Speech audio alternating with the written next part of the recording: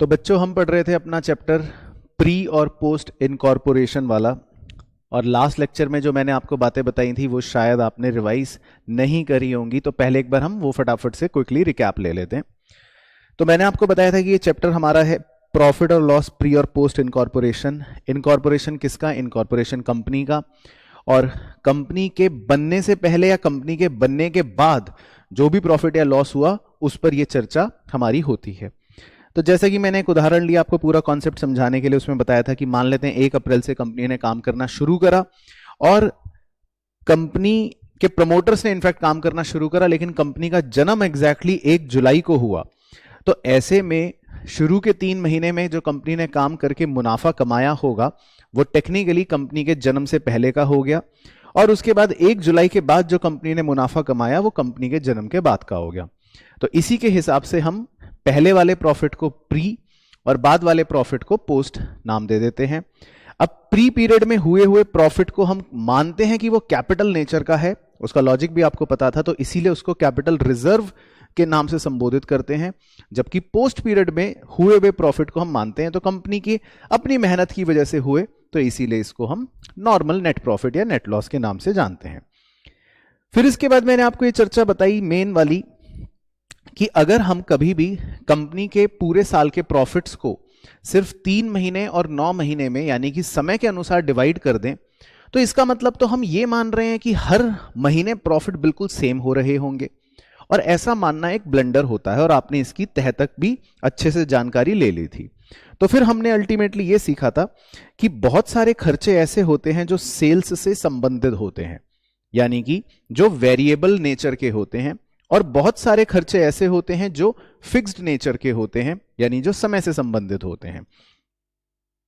तो ultimately concept हमारा कहां पे जाके ठहरा, जो स्टेप्स रिवाइज कर लेते हैं कि सबसे पहले हमको यह देखना है कि हमारा टाइम रेशो क्या है, हमारा सेल्स रेशो क्या है, यानी कि कंपनी का समय का रेशो अलग देखना है और कंपनी का सेल्स का रेशो अलग देखना है। ऐसा हम क्यों करते हैं? क्योंकि कुछ खर्चे होंगे जो समय के अनुसार और कुछ खर्चे होंगे जो सेल्स के अनुसार एप्रोप्रिएट करे जाएंगे, क्योंकि कुछ एक्सपेंसेस का नेचर फिक्स्ड होता है तो वो समय के हिसाब से डिवाइड हो रहे होंगे, कुछ एक्सपेंसेस का नेचर थोड़ा वेरिएबल होता है, सेल से रिलेटेड होता है, तो इसीलिए उन खर्चों को हम सेल से एलोकेट कर रहे होंगे। फिर उसके बाद आपने ये देखा कि कुछ खर्चे ऐसे होंगे जो स्पेसिफिकली कंपनी के ही हो सकते हैं, उन्हें हमें उनके नाम से पहचानना है, वो हमने लिस्ट यहां पर लिख रखी है। और इसी तरह कुछ छुटमुट खर्चे पार्टनर्स वाले वो कंपनी के जन्म से पहले के ही होंगे, क्योंकि वहां पर पार्टनर का नाम दे रखा है। तो कुल मिलाकर आपने पूरा कॉन्सेप्ट अपना समझ लिया था, और प्री पीरियड वाले प्रॉफिट को हम बोल देते हैं नेट प्रॉफिट, और पोस्ट पीरियड वाले प्रॉफिट को हम बोल देते हैं प्री पीरियड वाले को हम बोल देते हैं कैपिटल रिजर्व, और पोस्ट पीरियड वाले को हम बोल देते हैं नॉर्मल नेट प्रॉफिट। तो घुमा फिरा के ये था हमारा पूरा कॉन्सेप्ट। तो आई होप आपको क्विकली याद आ गया होगा। चलो, तो जैसे कि आपसे आज प्रॉमिस करा था कि आज हमको अपने क्वेश्चंस करवाने हैं आपको, ताकि पढ़े हुए कॉन्सेप्ट को अब अप्लाई करके जब देखेंगे तो आपको और ज्यादा कॉन्फिडेंस आएगा और आपको लगेगा कि जो बातें हमने पढ़ी समझी वो क्वेश्चंस में भी अप्लाई हो रही हैं। ठीक है ना?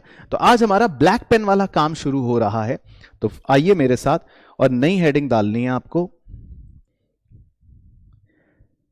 Illustration number 1। तो सबसे पहले मैं आपके साथ इलस्ट्रेशन नंबर 1 का डिस्कशन करूंगा।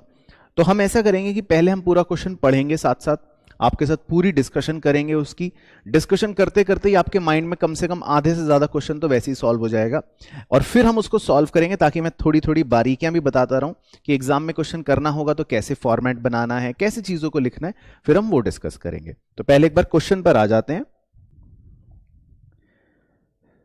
तो इलस्ट्रेशन नंबर 1 पढ़ते हैं, क्या कह रहे हैं। रामा उद्योग limited was incorporated on 1 August 2001. It had acquired a running business of Rama and Company with effect from 1 April 2001। देखो, शुरू की लाइन पढ़ते ही इंटरप्रिटेशंस अपने दिमाग में शुरू हो जाने चाहिए। कह रहे हैं कि एक कंपनी इनकॉर्पोरेट हुई 1 अगस्त को, जिसने रनिंग बिजनेस जो है वो रामा एंड कंपनी का 1 अप्रैल के इफेक्ट से टेक ओवर कर लिया। तो इतनी सी लाइन पढ़ते ही देखो क्या क्या दिमाग में चल रहा है कि कारोबार तो 1 अप्रैल से शुरू हो गया होगा, लेकिन कंपनी का जो जन्म हुआ वो हुआ 1 अगस्त को, है ना। तो इसका मतलब यहीं से कहानी क्लियर हो गई कि अप्रैल, मई, जून, जुलाई 4 महीने जो काम हुआ बिजनेस के अंदर वो कंपनी बनने से पहले हुआ, 4 महीने। और अब बचे हुए 8 महीने जो काम हुआ होगा बिजनेस में वो हुआ होगा कंपनी बनने के बाद।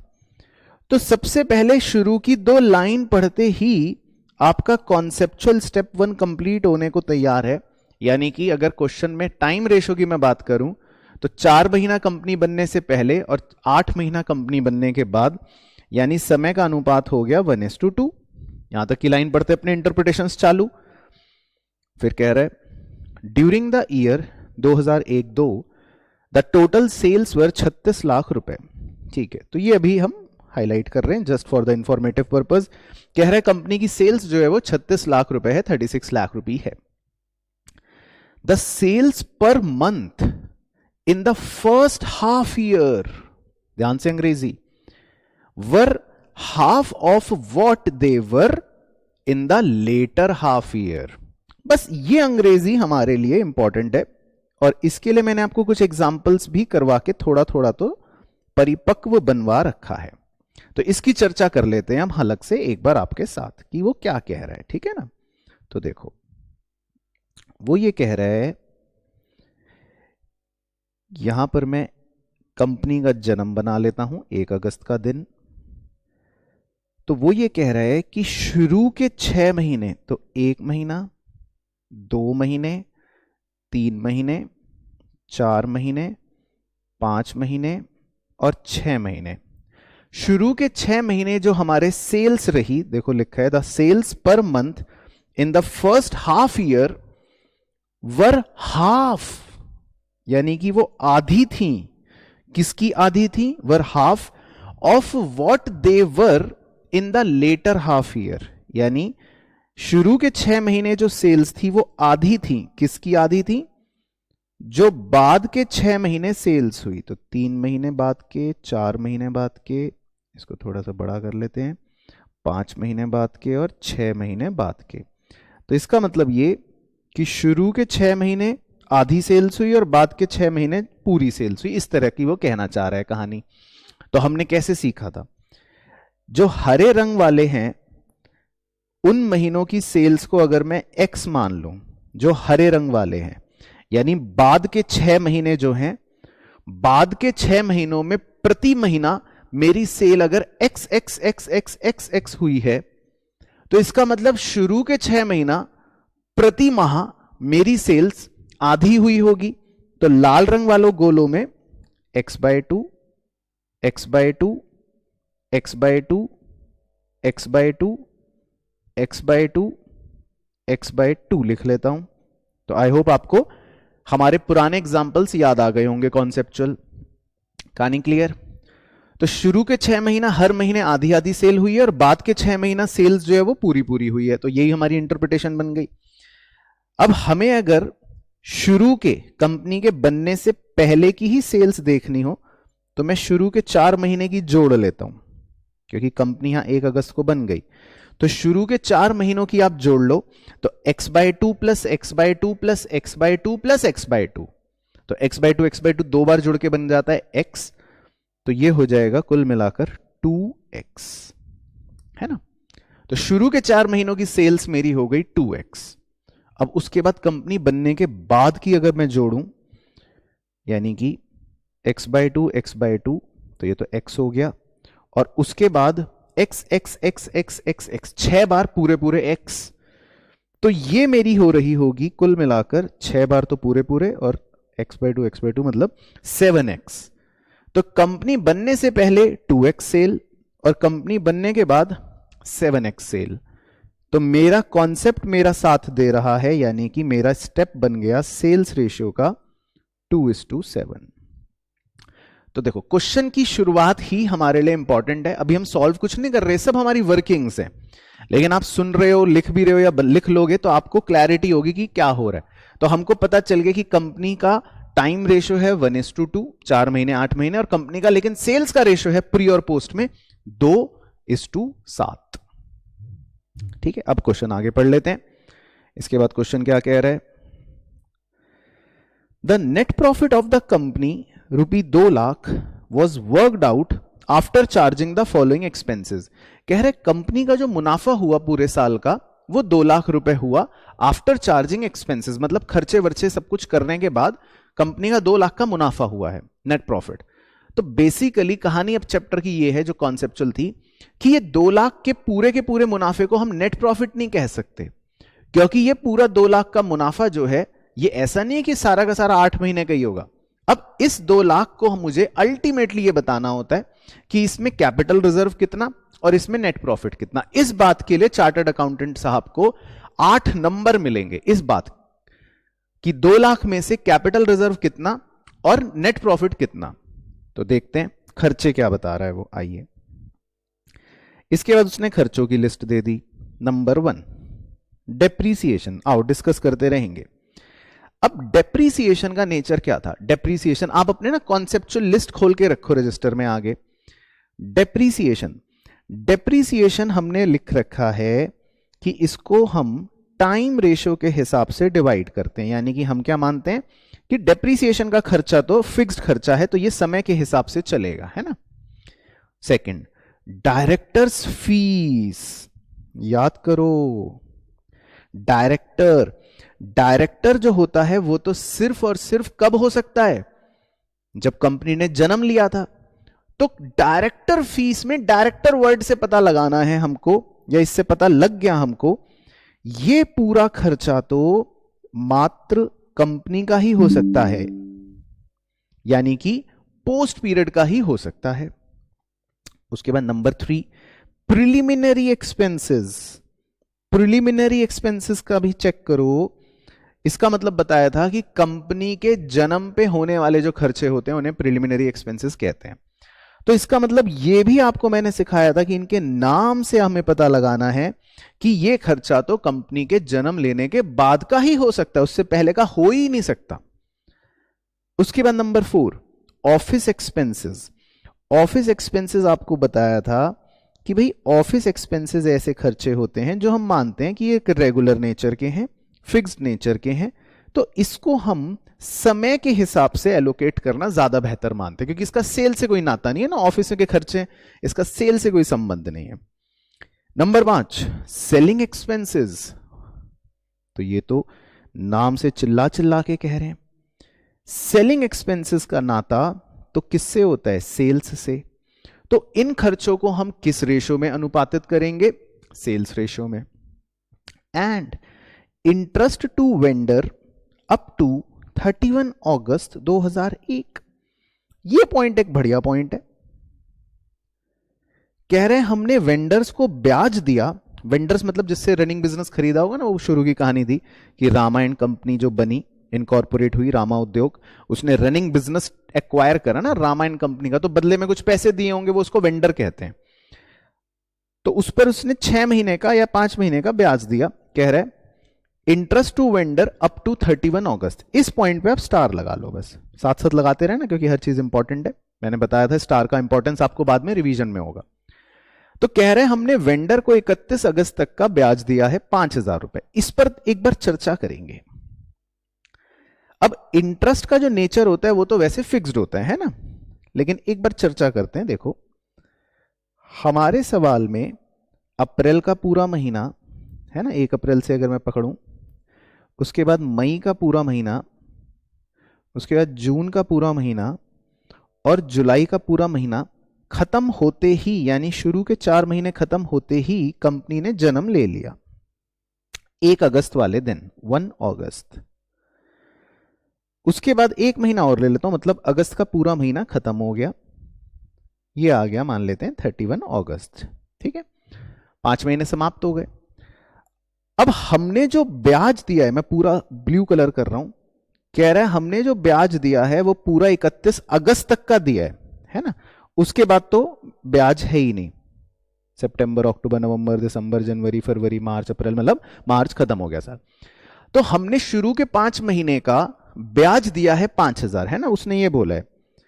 तो अगर यहां से लेकर 31 अगस्त तक का ब्याज है 5,000, है ना, यहां से लेकर मतलब 1 अप्रैल से लेकर 31 अगस्त तक का ब्याज है 5,000 और इंटरेस्ट तो फिक्स्ड नेचर का होता है, तो मैं ऐसा बोल सकता हूं कि इसका मतलब ये इंटरेस्ट 5 महीने का अगर 5,000 है तो 1 महीने का कितना होगा 1,000।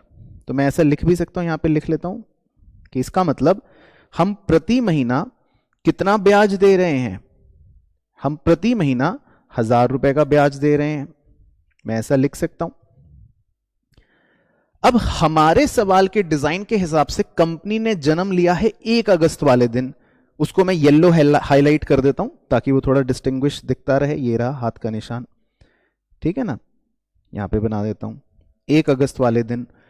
तो ब्याज हमने जो 5,000 दिया है, जब हम उसके गहराई में उतरेंगे तो यह पता चलेगा कि कंपनी के बनने से पहले टेक्निकली हम 4,000 का ब्याज दे रहे हैं और कंपनी के बनने के बाद हमने सिर्फ 1 ही महीने का ब्याज दिया, यानी कि 1,000 रुपए का।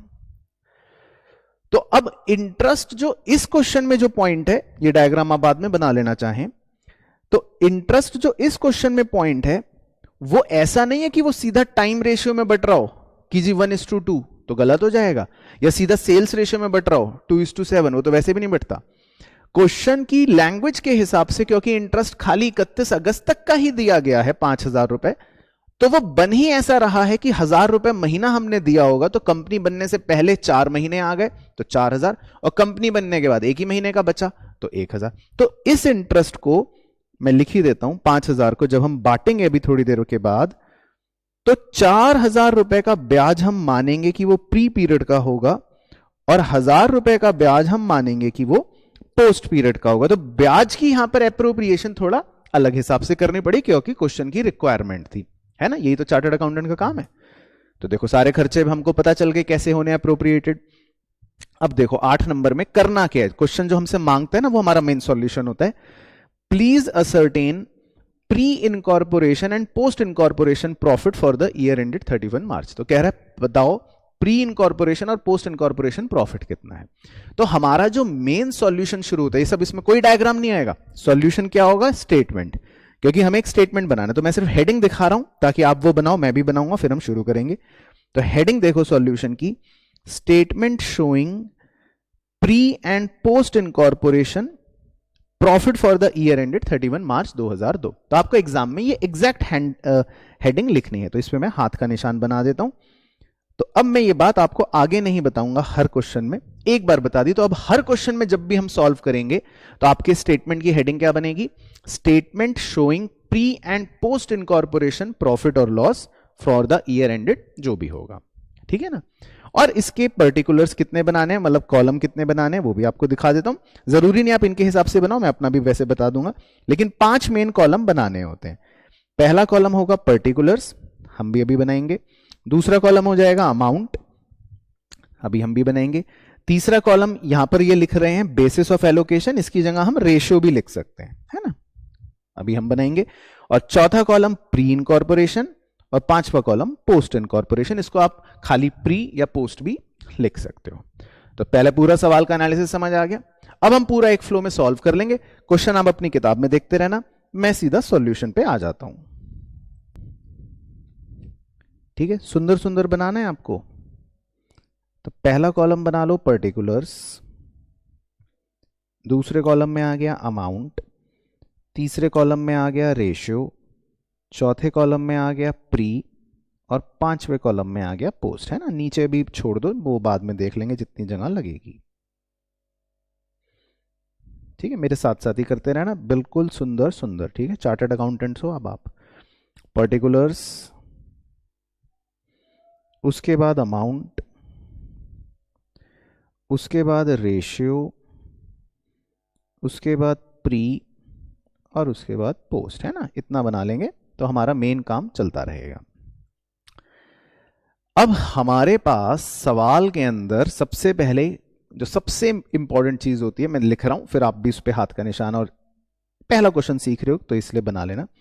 सबसे पहले हमें स्टार्ट करना पड़ता है ग्रॉस प्रॉफिट से, क्योंकि नेट प्रॉफिट निकालने के लिए हम अपने स्टेटमेंट में ये बताते हैं या ये दिखाते हैं, जो हमने बचपन में भी पढ़ रखा है, कि ग्रॉस प्रॉफिट में से सारे इनडायरेक्ट खर्चे माइनस करेंगे तो नेट प्रॉफिट बचेगा, है ना। तो पहले हमें ग्रॉस प्रॉफिट लिखना पड़ता है और ग्रॉस प्रॉफिट निकालना पड़ता है कि ग्रॉस प्रॉफिट प्री पीरियड में कितना था और पोस्ट पीरियड में कितना था। तो पहले हम इसी की चर्चा करेंगे 2 मिनट, और इसके ब्रैकेट में आप लिख लेना वर्किंग नोट। चलो ठीक है, बड़े ध्यान से सुनना। अब ग्रॉस प्रॉफिट को निकालने के लिए हमारे पास 2 तरीके होते हैं, है ना। पहले एक बार सीधा डायरेक्ट तरीका लिखता हूं आपके साथ। देखो, हमने इतना तो पढ़ रखा है कि ग्रॉस प्रॉफिट को निकालने का हमारे पास एक तरीका होता है कि हम अपनी नेट सेल्स में से कॉस्ट ऑफ गुड्स सोल्ड को माइनस कर दें तो ग्रॉस प्रॉफिट आ जाएगा, है ना। या ट्रेडिंग अकाउंट बना ले तो ग्रॉस प्रॉफिट आ जाएगा। अब यहां पर क्वेश्चन ने हमें नेट सेल्स तो दे रखी है, देखो हाईलाइटेड है 36 लाख रुपए, लेकिन क्वेश्चन ने हमें यह नहीं बताया कि उन सेल्स की कॉस्ट क्या है, यानी cost of goods sold question ने हमें नहीं बता रखा। तो बिना कॉस्ट ऑफ गुड्स बताए हुए क्वेश्चन के हम ग्रॉस प्रॉफिट नहीं निकाल सकते इस फॉर्मूले से, तो है ना, क्योंकि भाई ये तो मिसिंग है। तो मैं कैसे पता लगा लूं कि ग्रॉस प्रॉफिट क्या होगा, नहीं पता लगाया जा सकता। लेकिन हमारे पास एक और चीज है, वो क्या, हम ये जानते हैं कि नेट प्रॉफिट कैसे निकलता है। नेट प्रॉफिट निकलता है जब हम ग्रॉस प्रॉफिट में से सारे इनडायरेक्ट एक्सपेंसेस को माइनस करते हैं, है ना। ये तो हमको पता है कि तब ग्रॉस प्रॉफिट कैसे, नेट प्रॉफिट कैसे निकलता है। आप अपने जीपी में से सारे इनडायरेक्ट एक्सपेंसेस माइनस करते हो, पीएनएल अकाउंट बेसिकली, तो नेट प्रॉफिट निकल जाता है। अब क्वेश्चन ने आपको यहां पर नेट प्रॉफिट बता रखा है कंपनी का, कह रहा है नेट प्रॉफिट है कंपनी का 2 लाख रुपए। तो मुझे ये तो पता ही है कि कंपनी का नेट प्रॉफिट कितना है, 2 लाख रुपए, और मुझे यह भी पता है, ग्रॉस प्रॉफिट तो नहीं पता, कि कंपनी के इनडायरेक्ट एक्सपेंसेस कौन कौन से हैं या खर्चे कौन कौन से हैं जो हम पीएनएल अकाउंट में डेबिट करते हैं।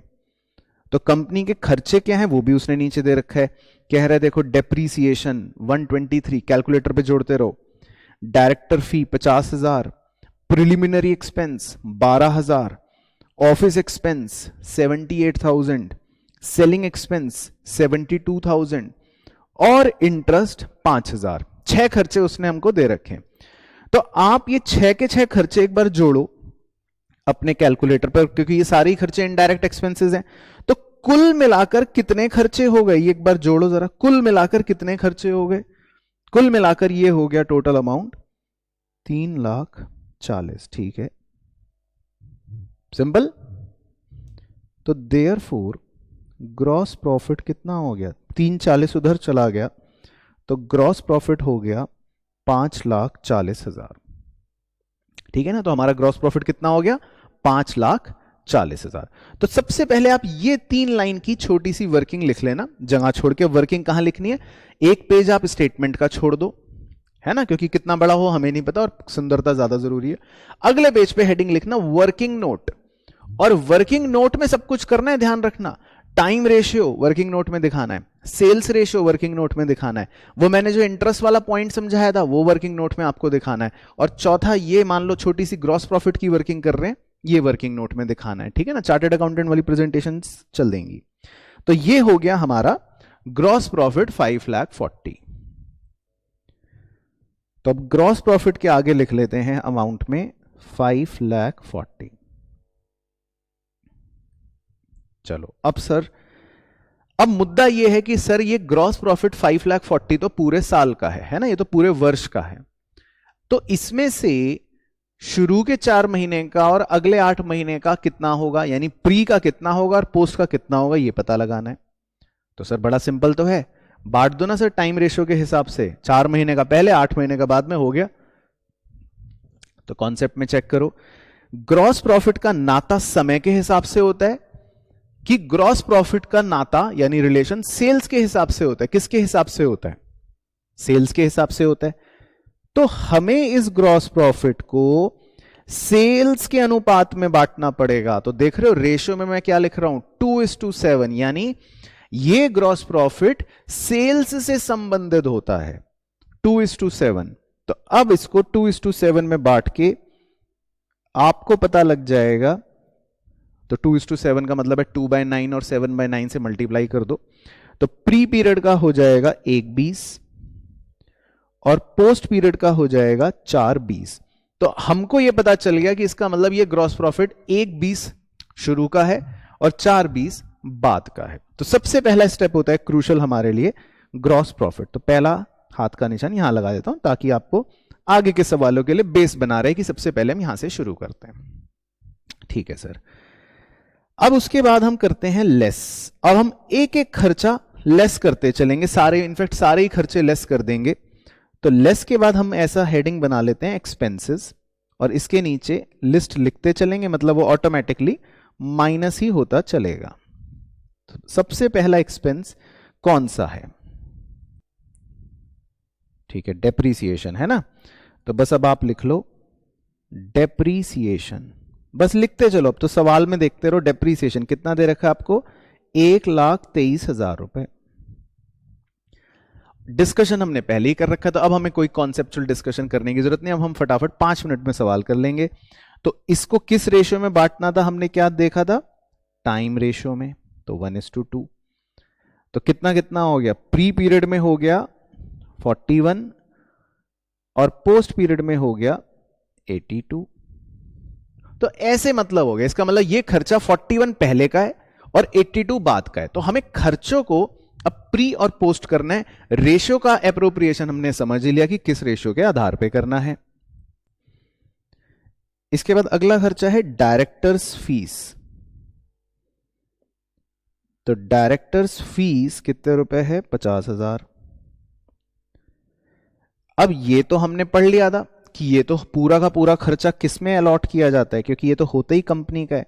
तो रेशियो में हम लिख देंगे पोस्ट, है ना, अपने उसके लिए। तो प्री में तो कुछ भी नहीं, डैश, और पूरा का पूरा 50,000 कहां का खर्चा हो गया, पोस्ट पीरियड का खर्चा हो गया। तो बस ऐसे लिखते चलना है। अगला खर्चा प्रिलिमिनरी एक्सपेंस। तो प्रिलिमिनरी एक्सपेंस कितना दे रखा है अपने को, 12,000।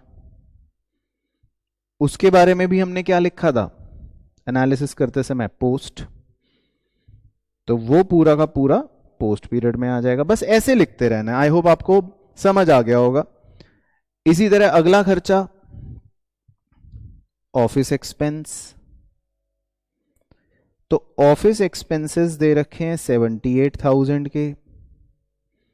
उसे हमने किस रेशियो में बांटा था, टाइम रेशियो 1:2।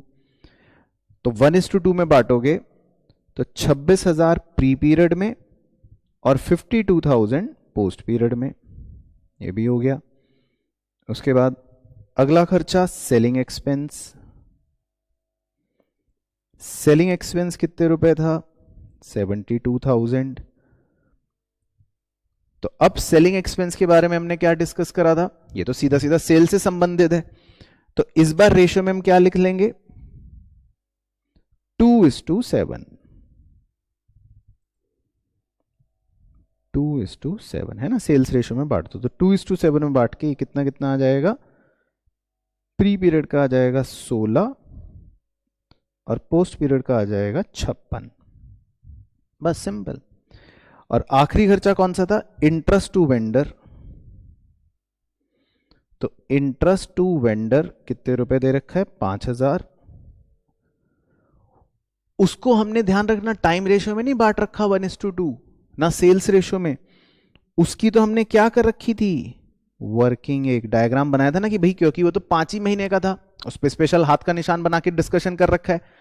तो उसमें आप रेशियो में बस कोई रेशियो लिखना मत, उसमें आप रेशियो की जगह क्या लिख देना, वर्किंग नोट, कि भाई ये हमने अलग से निकाला, इस पे हमने अलग से चर्चा करी थी। और कितना निकाला था सर, प्री पीरियड का 4,000 और पोस्ट पीरियड का 1,000। बस, और तो मेरे ख्याल से कोई खर्चे हैं नहीं। तो ये सारे खर्चे हमारे माइनस हो जाएंगे। देखो अब तो जब आप सारे खर्चे माइनस करोगे, पहले अगर मैं टोटल की ही बात कर लूं तो सीधा पता ही हमें 540 में से आप सारे खर्चे माइनस करोगे तो वो तो 2 लाख आना ही है, क्योंकि वो तो नेट प्रॉफिट दे भी रखा है।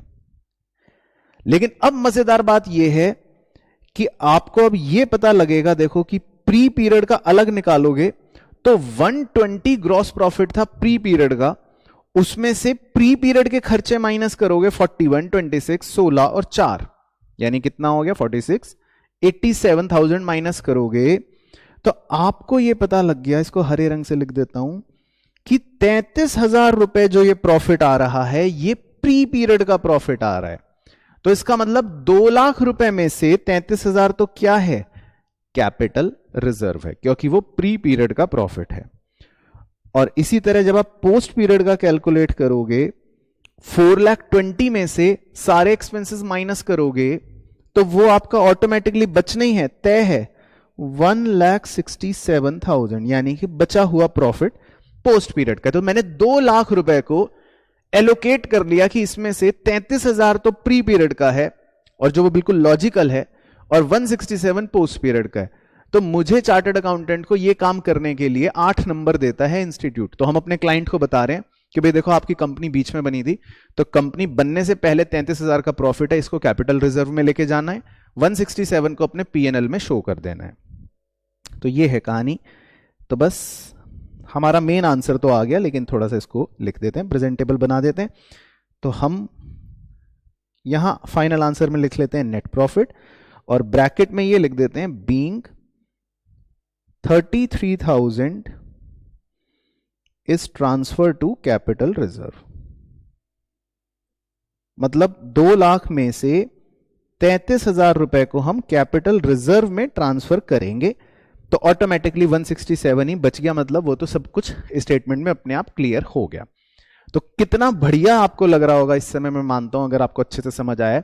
तो 8 नंबर जो है आपके आज ही पक्के हो गए। सोच रहे हो सीए इंटर की दूसरी क्लास आप अभी ले रहे हो और आपके 8 नंबर अभी आपकी ऑलमोस्ट जेब में ही है इस चैप्टर के क्वेश्चन के। इसमें पूरे चैप्टर में आपको यही करना है।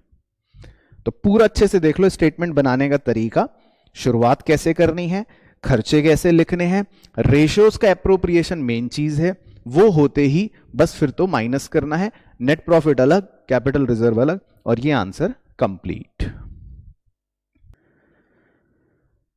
चलो बच्चों, अब हम एक और क्वेश्चन आपके साथ डिस्कस करते हैं। आई होप आपको इससे तो काफी क्लैरिटी मिली होगी। तो अब आप रजिस्टर में ही लिखना इलस्ट्रेशन नंबर 2। तो करेंगे वैसे, पहले इस सवाल को भी हम पूरा अच्छे से डिस्कस कर लेते हैं, एनालाइज कर लेते हैं, और फिर इसके बाद इसको सॉल्व कर लेंगे, पूरा स्टेटमेंट प्रिपेयर कर लेंगे। तो पढ़ते हैं इलस्ट्रेशन 2 क्या कह रहा है। Lotus Limited was incorporated on 1 July 2001 to acquire a running business of feel goods with effect from 1 April 2001। तो देखो क्या सिखाया, पहले इतनी लाइन पढ़ के अपना इंटरप्रिटेशन क्लियर कि लोटस लिमिटेड का जन्म जो हुआ वो हुआ 1 जुलाई को, और उसने रनिंग बिजनेस जो लिया वो लिया 1 अप्रैल से। तो अब तो सीधा दिमाग में भी सोच सकते हैं हम, 1 जुलाई को कंपनी ने जन्म लिया, तो अप्रैल का पूरा महीना, मार्च, अप्रैल, मई का पूरा महीना, जून का पूरा महीना, मतलब शुरू के 3 महीने जो है वो कंपनी बनने से पहले कारोबार हुआ, और 1 जुलाई को कंपनी बन गई, तो यानी बचे हुए 9 महीने कंपनी बनने के बाद कारोबार हुआ। तो पहली लाइन पढ़ते ही आप यहां तक तो पहुंच गए कि टाइम रेशियो जो है वो 3:9 या 1:3 होने वाला है। इसके बाद during the year 2001-2 the total sales were 48 lakh, of which 9,60,000 were for first 6 months। ठीक है, तो मतलब कुछ कैच हो सकता है। कह रहे हमारे इस साल की, पूरे साल की जो सेल्स थी वो 48 लाख थी, जिसमें से 9,60,000 जो हैं वो पहले 6 महीने की सेल्स है। आओ अब तो डिस्कस कर ही लेते हैं डायग्राम बनाकर कि वो क्या कह रहा है। तो साहब 1 अप्रैल को हमारा कारोबार शुरू हुआ, अप्रैल का पूरा महीना, मई का पूरा महीना, जून का पूरा महीना, और ये कंपनी ने जन्म ले लिया 1 जुलाई को। उसके बाद जुलाई का पूरा महीना, अगस्त का पूरा महीना, सितंबर का पूरा महीना, उसके आगे लाल रंग से बना लेते हैं, अक्टूबर का पूरा महीना, नवंबर का पूरा महीना, दिसंबर का पूरा महीना, जनवरी का पूरा महीना, फरवरी का पूरा महीना, और मार्च का पूरा महीना। तो उसने ये कहा कि टोटल सेल्स 48 लाख रुपए की हुई है, जिसमें से 9,60,000 were for the first 6 months। तो इस सेल्स की इंटरप्रिटेशन को अगर हम करें तो इसका मतलब ये कि वो ये कह रहा है कि सेल्स हमारी 9,60,000 रुपए रही है पहले 6 महीने, 9,60,000 रुपए पहले 6 महीने, यानी काले रंग तक के हिस्से की, और टोटल उसने 48 लाख बताई है। तो इसका मतलब लाल रंग के हिस्से की कितनी रही होगी ये तो हम निकाल ही सकते हैं सीधा सीधा। तो पूरी सेल्स रही हैं 48 लाख, जिसमें से शुरू के 6 महीने रही 9,60,000। तो 48 लाख में से 9,60,000 माइनस कर दो तो ये आ गई 38,40,000। तो फिलहाल अभी हमको बस ये पता है, उसकी अंग्रेजी से ये इंटरप्रिटेशन निकाल सकते हैं फिलहाल तो। अब आगे पढ़ते हैं, देखते हैं क्या कह रहा है। फिर वो कह रहा है the gross profit of the company is 7,81,600। तो इसमें हमारे लिए थोड़ी एक अच्छी खबर ये है कि हमारे पास शुरुआत में ही ग्रॉस प्रॉफिट गिवन हो गया। तो पिछले सवाल में तो ग्रॉस प्रॉफिट नहीं दे रखा था तो हमने निकाला था, लेकिन इसमें हमारा स्टेप 1 स्टार्टिंग का ग्रॉस प्रॉफिट गिवन हो गया। The expenses charged to the P&L statement included. अब उसने कुछ खर्चे हमको बता दिए कि क्या क्या खर्चे हुए। कह रहा है डायरेक्टर फी, आओ डिस्कस करें। अब जो जो रिपीट होगा वो मैं आपसे भी पूछ सकता हूं, आप भी सोचना। डायरेक्टर फी, राइट, पोस्ट। बैड डेट्स, सोचो बच्चों, कॉन्सेप्चुअल में लिखा हुआ भी है। बैड डेट्स का संबंध किससे है? समय के अनुसार बैड डेट्स होंगे कि सेल के अनुसार बैड डेट्स होंगे? सर सेल्स के अनुसार, वेरी गुड। उसके बाद एडवर्टाइजिंग 48,000 और ब्रैकेट में लिखा है under a contract amounting to ₹4,000 per month. ओ, तो इस ब्रैकेट की लाइन का इंटरप्रिटेशन आपको समझना पड़ेगा।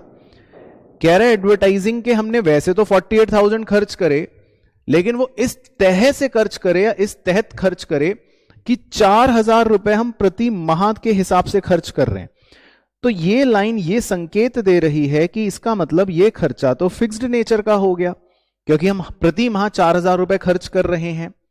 तो अब आप इसमें सेल्स रेशियो को नहीं लगाओगे एडवर्टाइजमेंट सोच के कि ये तो सेल से संबंधित है, क्योंकि क्वेश्चन की रिक्वायरमेंट बदल गई, लैंग्वेज बदल गई। तो अब तो हमको पता है ये फिक्स्ड नेचर का है, तो हम इसको टाइम के हिसाब से, यानी शुरू के 3 महीना 12,000 रुपए प्री और बचे हुए 9 महीना 36,000 रुपए पोस्ट में लेके चले जाएंगे, है ना। तो हर चीज का इंटरप्रिटेशन ऐसे अपने को पता रहेगा। इसके बाद सैलरीज एंड जनरल एक्सपेंस, ये आपको पता है कि ये साधारण समय के हिसाब से रहने वाले खर्चे हैं, यानी टाइम रेशियो बोल सकता हूं मैं। उसके बाद प्रिलिमिनरी एक्सपेंसेस, प्रिलिमिनरी तो क्या बताया था, इसका मतलब ये खर्चे तो रिटर्न ऑफ का मतलब वही होता है कि हमने इनको P&L में लिख रखा है, तो इसका मतलब ये तो कंपनी बनने के बाद ही हुए होंगे, तो दैट मींस पोस्ट के खर्चे। Number 6, donation to a political party given, given के बाद पढ़ो किसने दी डोनेशन, बाय द कंपनी। कह रहा है कंपनी ने डोनेशन दी, तो फिर वही शब्दों का खेल, कंपनी ने दी तो इसका मतलब तो भैया कंपनी के जन्म के बाद के खर्चे होंगे ना ये, तो ये भी हो गया हमारा पोस्ट खर्चा। Prepare a statement showing pre incorporation and post incorporation profit for the year ended 31 मार्च। ठीक है ना। तो थोड़ी सी इसमें वर्किंग हम पहले कर रहे हैं, क्योंकि अभी हमारा फोकस क्या है, सीखने पर, लर्निंग पर। तो टाइम रेशियो तो हम निकाल ही चुके 1:3, खर्चों का डिस्कशन भी हम कर चुके। सेल्स रेशियो पर एक बार चर्चा कर लेते हैं, वो निकाल लेते हैं और फिर हम सॉल्यूशन का स्टेटमेंट बना लेंगे। तो हम अपने सेल्स रेशियो वाले डायग्राम की तरफ आपको दोबारा ले चलते हैं। ये था डायग्राम। तो शुरू के 6 महीने की सेल उसने 9,60,000 दे रखी है, ठीक है, शुरू के 6 महीने की। तो अगर मैं शुरू के 6 महीने की सेल्स 9,60,000 दे रखी है, तो मैं प्रति मंथ की निकाल सकता हूं, पर मंथ की निकाल सकता हूं, 6 से भाग दे सकता हूं। तो 6 से भाग देकर ये आ जाएगी 1,60,000 रुपए पर मंथ। इसका मतलब शुरू के 6 महीने जो मेरी सेल्स चली होगी वो 1,60,000 रुपए पर मंथ के हिसाब से चली होगी।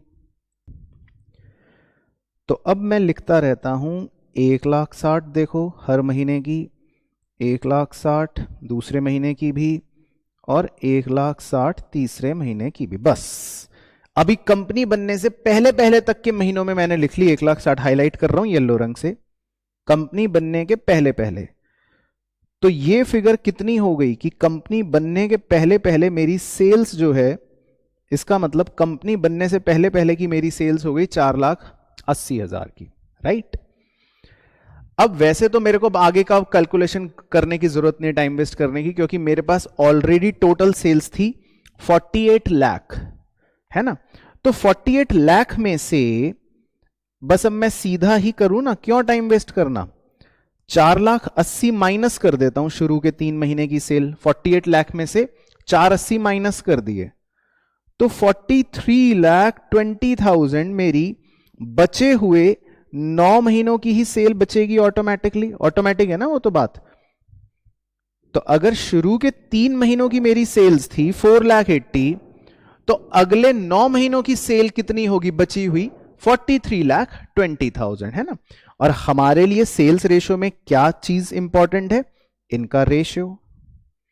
तो अगर मुझे सेल्स रेशियो निकालना हो तो शुरू के 3 महीने की सेल्स 480 है और अगले 9 महीनों की सेल 43,20,000 है। तो मेरा सेल्स रेशियो कितना आ जाएगा, अगर इसको कैलकुलेट करूं तो वैसे ये आ जाएगा 1:9। तो इसका मतलब सेल्स रेशियो मेरा आ गया 1:9, और मेरा टाइम रेशियो तो मेरे पास था ही, पहले ही था 3:9 या 1:3।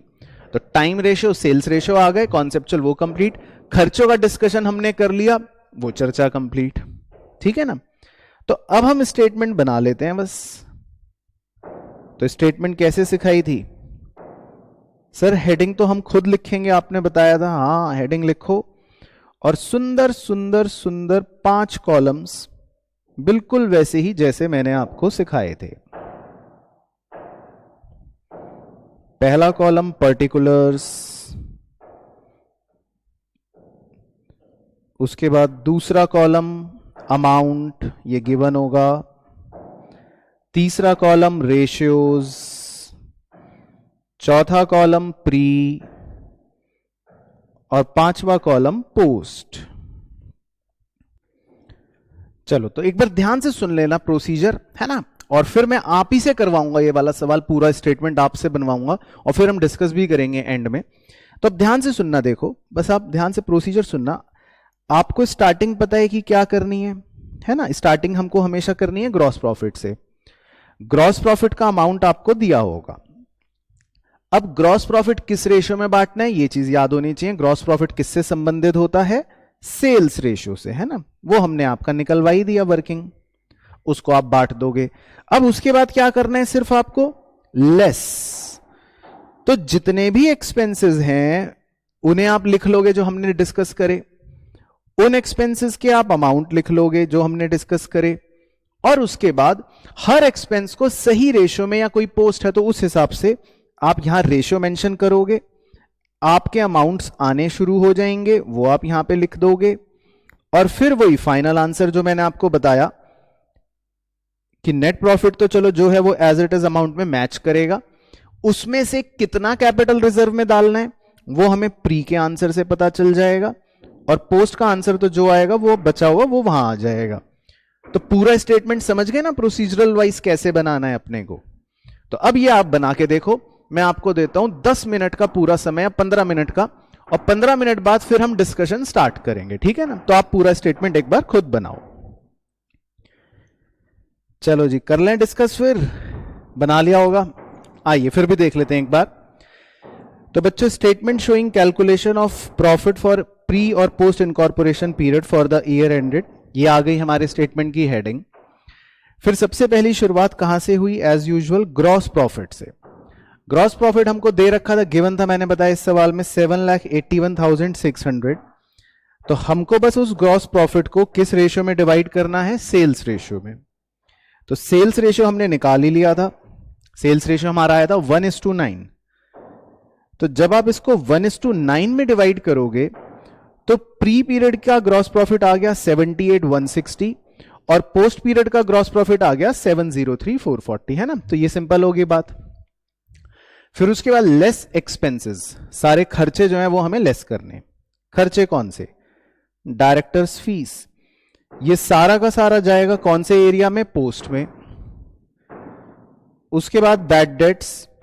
बैड डेट्स का संबंध किससे है? सेल्स से, तो सेल्स रेशियो में, ये भी आपका सही। उसके बाद एडवर्टीजमेंट, ध्यान रखना एडवर्टीजमेंट में एक सवाल की वो बात थी कि हम हर महीने के हिसाब से 4,000 रुपए खर्च कर रहे हैं, इस वजह से एडवर्टीजमेंट में आपको महीने को बेस बनाना पड़ा ना, क्योंकि क्लियर हो गया, चार्टर्ड अकाउंटेंट सोच लेगा कि हर महीने 4 दे रहा है, इसका मतलब इसका नेचर फिक्स है, तो शुरू के 3 महीने कितना दिया होगा? 12, और अगले 9 महीने कितना दिया होगा? 36। उसके बाद salaries and general expenses, time ratio के हिसाब से आपको पता ही है 3:9 या 1:3, ये बट गया। उसके बाद प्रिलिमिनरी एक्सपेंसेस, तो ये भी हमने डिस्कस करा कि ये सिर्फ किसके होंगे? कंपनी के।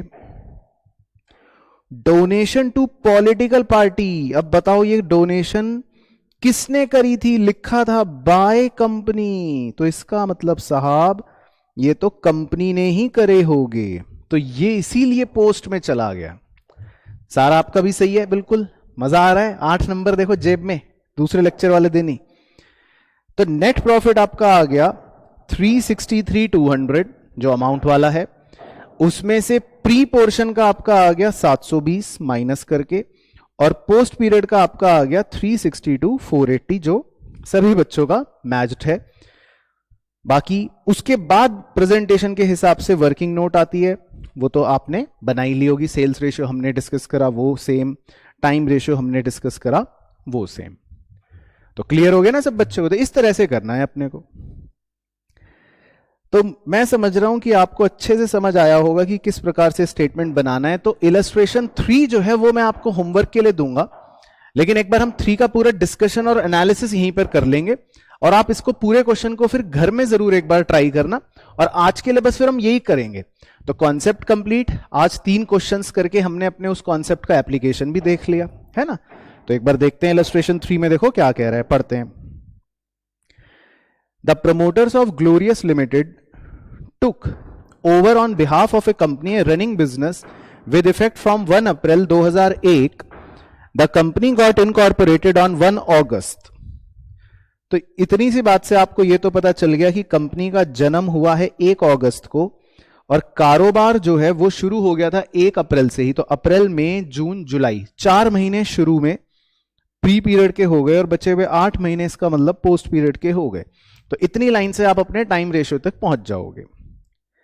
The annual accounts were made up to the 31st March, which revealed that sales for the whole year were totaled 16 lakh. पूरे साल की सेल्स थी 16 lakh, out of which sales till 31 जुलाई वर 400 लाख। तो अब ये पॉइंट आपके होमवर्क के लिए मैं छोड़ देता हूं, जो आसान है वैसे। कह रहा है 31 जुलाई तक की सेल है 400 लाख 1600 में से, ठीक है। Gross profit ratio was 25%। तो इस बार वो सोच रहा है कि मैं एक हल्का सा ट्विस्ट डाल दूं और ग्रॉस प्रॉफिट की फिगर ना बताऊं, उसको प्रतिशत में बता दूं, तो कोई दिक्कत नहीं है। ग्रॉस प्रॉफिट अगर प्रतिशत में दिया है तो ये प्रतिशत हमेशा किसका होता है? सेल्स का। तो आपको 1600 रुपए की अगर सेल्स दे रखी है तो आप उससे अपना ग्रॉस प्रॉफिट निकाल सकते हो, उसका 25% निकाल कर, ठीक है, सिंपल।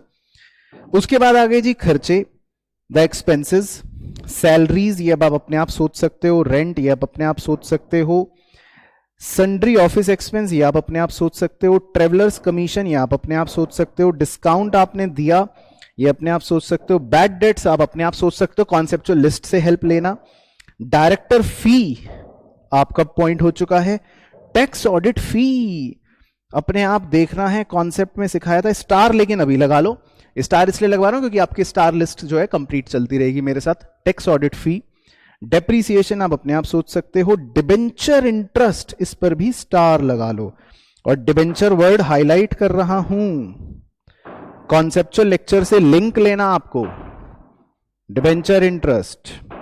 अब क्या कह रहा है देखो question, prepare a statement showing the calculation of profits for the pre incorporation and post incorporation. बस तो आपको वही एक ढांचा बनाना है, प्री और पोस्ट इनकॉर्पोरेशन पीरियड्स के लिए जिसमें आप प्री वाला प्रॉफिट और पोस्ट वाला प्रॉफिट बता दोगे, ठीक है ना।